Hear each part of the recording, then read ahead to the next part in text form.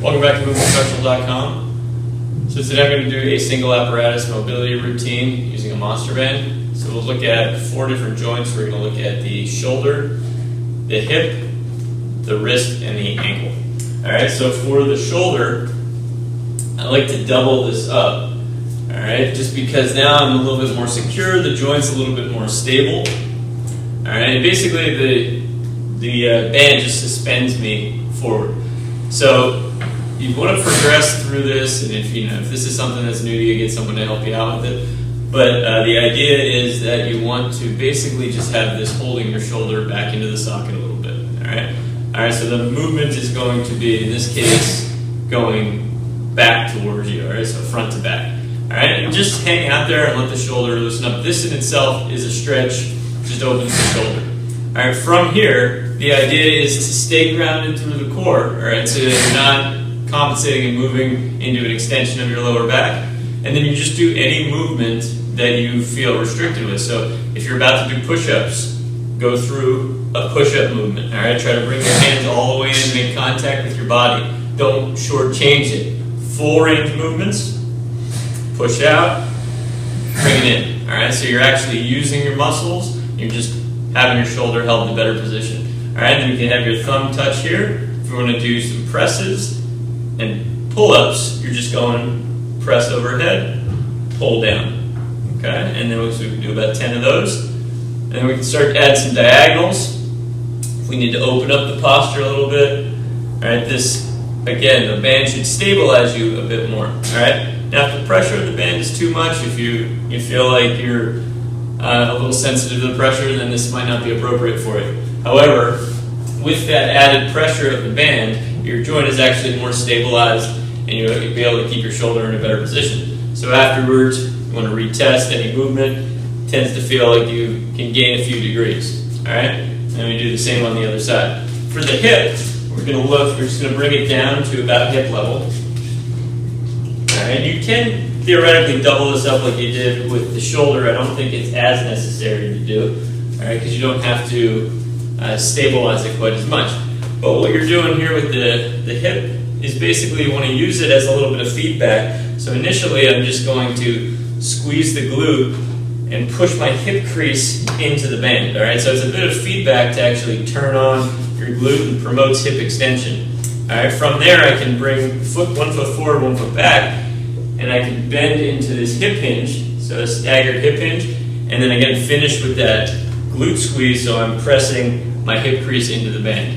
All right, when I go down, it just helps kind of pack the hip into the socket, but really when I come up, it's just a great proprioceptive cue to get full hip extension. All right, so we try that, and then if I'm going to turn facing the other way, and I can go in the other direction, but I want to promote more of a hip extension through here, and again, I'm just looking to squeeze the cheek and relax. When I squeeze the cheek, the band's pulling forward a little bit. I'm going to get a nice little stretch in the front of the hip, just on and off. I don't really have to go very deep into a stretch with this, but I can just stay in this half kneeling position with the knee right under the hip, glute on, glute off.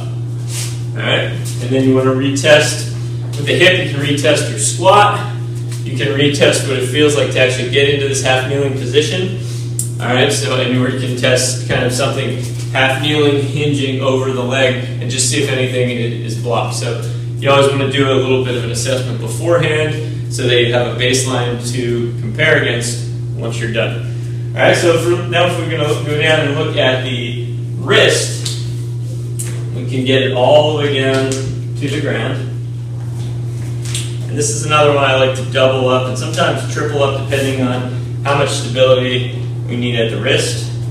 And that just gives you kind of a 360-degree support around the wrist. All right, so at this point then, all I want to do is initially I'll just test what does it feel like for me to be able to extend forward. Does it hurt my wrist? Is that tight there? And then I'm going to wrap the band right around the wrist crease, hand down, fingers spread, and I just lean forward into it. It does not have to be aggressive. The band makes you actually have to move less of a range of motion to get a benefit. All right, and I feel my wrist should feel more stable. So the wrist is a lot of tendons and ligaments, so there's not a lot of muscle around there. Sometimes you need a little extra support, and the band actually adds a little extra support that your ligaments might not be given to you as you can kind of stretch and mobilize some of the joints and some of the soft tissue that might be a little sticky around there. All right, no need to be aggressive with it, and then just retest afterwards. See if it feels better. If it does not feel better, then it might not be the mobilization for you. All right, and then you do the same thing on the other side. For the ankle, again, I like to double this one up, so you make a little bit of a figure 8.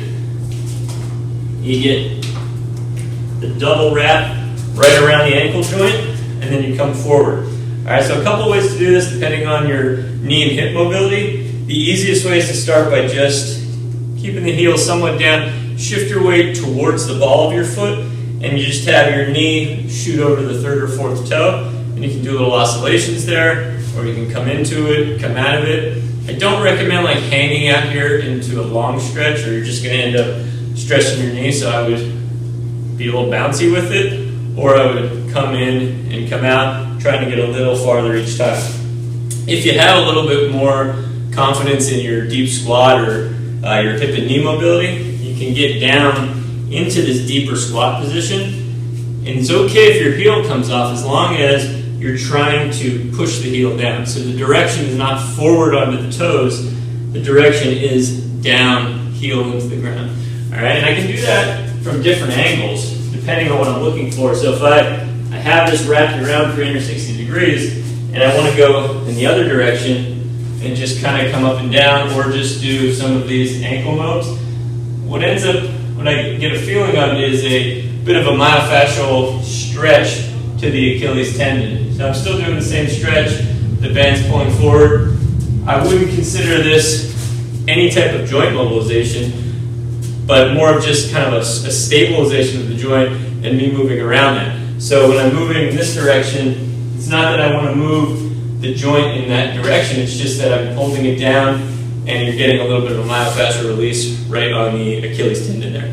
All right, so again, we're going to take the band off, and a good movement to test is your squat. See how close you can get to keeping the heel down when you're in the bottom of the squat, or half kneeling. Lean forward. How far does your knee come out in front of the toes before the heel wants to come off? All right, so that's going to be a good test to retest there after doing some ankle work. All right, so that's the use of a monster band for mobility of the shoulder, hip, wrist, and ankle. If you have any questions, you can hit me up at movementprofessional.com. See you next time.